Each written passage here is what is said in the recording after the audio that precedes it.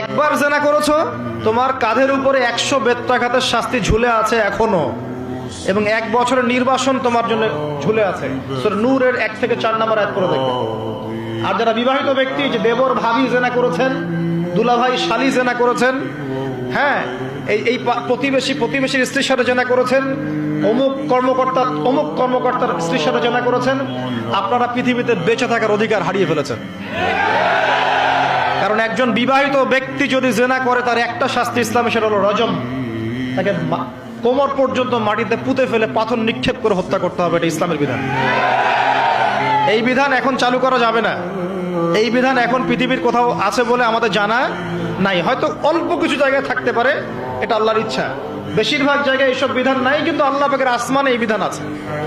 জমিনে এইসব বিধান নাই ঠিকই, বাট আল্লাহ পাকের আসমানে এই বিধান আছে।